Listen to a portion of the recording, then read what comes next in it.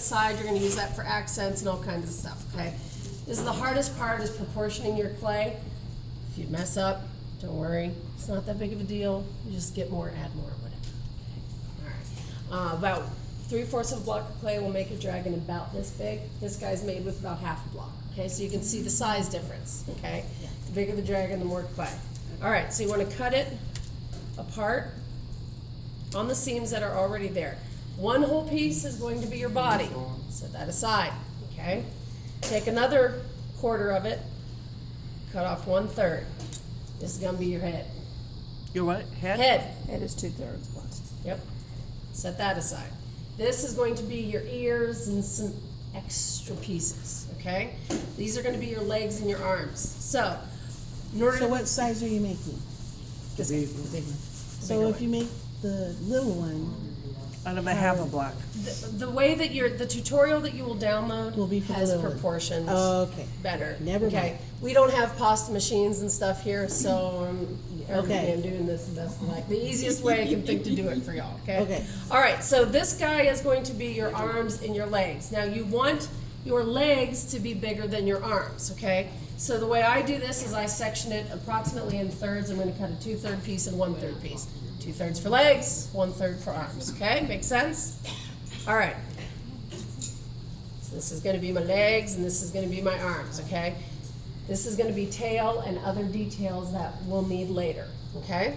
All right. So the first thing you're going to do is you're going to make your body. There's no big secret to this. What do we start? Oh, here you go. We always start with a ball.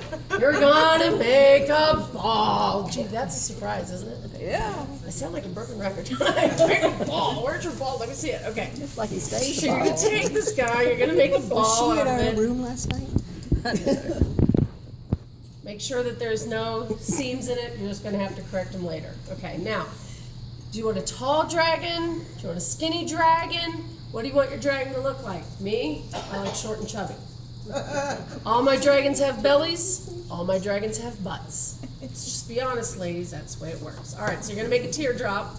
You don't want it to be too tall of a teardrop unless you want a tall, skinny dragon. However, please understand, this is your body portion. It must support the weight of your head and all the bric-a-brac frou-frou you're going to put on it. Okay, Brenda has a dragon sitting over at her table that has a great big huge headpiece, really broad headdress on it. I had to make the body significantly bigger because of its big head, okay? So just be aware, it's something you have to do. Okay, you want your dragon to stand on its own, you don't want him falling over, okay? So take your finger and your thumb, pinch out a butt from the bottom, about the middle. See what that, look at my little butt. See, isn't it cute? If you want to be real artsy, add a little line in there. But crack kills, so you might not want to do that. All right, so now we have a dragon that no matter what, even if he slumps a little in the oven, this guy's going to sit. Okay, that's your main objective when you're making something that's going to sit on the shelf. You don't want this to have a bottom such that when he sits, he's going to go, okay, because that's not fun. Nobody wants that, okay? So make sure you pull out your butt. Even if you don't give him a belly, pull out the butt, okay? That's first thing. Second thing, take one of your accent colors, flatten out a piece,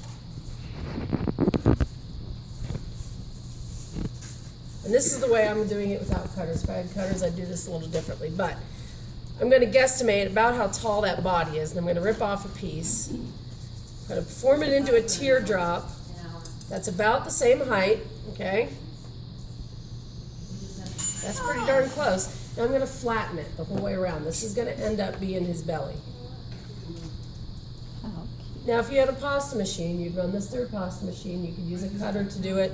Most of my bellies, if you look at them, they're freehand. I just use an X-Acto knife and cut about the general shape. But you know, we're doing things a little loosey-goosey here. We're doing the best we can. When you go home, you do it how you want it. Now look at all that playing. That belly's way too big. Rip that hunk off. That's how we do that, okay? Amputate. That's right. So take your belly, center it on your dragon, and gently press it down. You don't have to press it down like a rock star yet, okay? So that's approximately what your belly's gonna look like. All right, now we're gonna fix it here in a minute. Now, the other thing you can use as a belly If you look back there, Brenda has resin caps that have all kinds of bric-a-brac and frou-frou and stuff in them. They are gorgeous. They will bake in your oven. Smash it in for the belly. I believe she included one in all your gifty bags. If you go look. We'll have to look. Press it in for your belly, put a snake of clay the whole way around the outside, and you're good to go. Okay? All right, so for now, here's our belly. Thank you for that Need something camera else. rest. I'm not quite happy yet. Not a problem. That's not a good blade. I'm gonna use the back of my blade, and I'm gonna make some Belly strap. belly stripes. Yeah, whatever you want. Definition. Abs. Oh, I don't have any abs. six-pack. Rock hard abs. Now, I want you to see what I did because I want this guy, anytime you do a whimsical sculpture, it is your responsibility to give it personality. If you don't do it, it's not going to happen. Okay, so look at what I did to his belly. See how the lines are crooked? When I put his head on, I'm going to make him look like he's leaning kind of this way. Okay, and I do that by altering his belly stripes because if he's leaning, his fat rolls are going to be kind of crooked. I mean, I got fat rolls. I know how this works, ladies. Okay? All right. So add your belly stripes on. Now, this is the important part, the most important part. If you don't get this right, your figuring will not turn out the way you want it. Okay? You need 2 toothpicks. I want you to look at your toothpicks really good and check them. Make sure they're not cracked or broken. If you look at this toothpick, see it's cracked, okay? You cannot use this. This will get wedged in your clay. You'll never get it back out, okay? These are for baking purposes only to keep your holes for your dragon open, okay? Do not use a broken toothpick. Just throw it out. Don't use it to paint with or something, okay?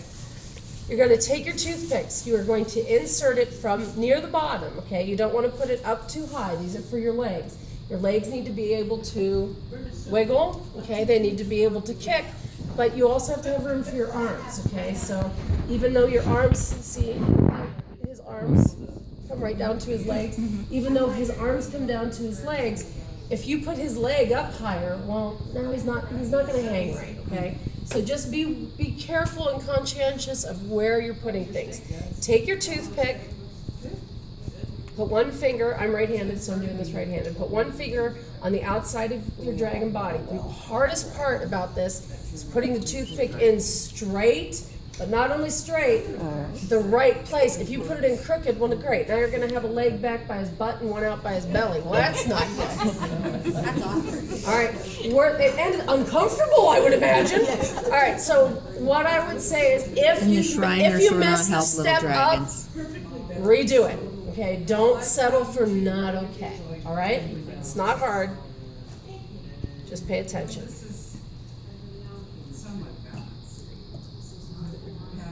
If you turn the toothpick as you push it in, it'll be easier for you.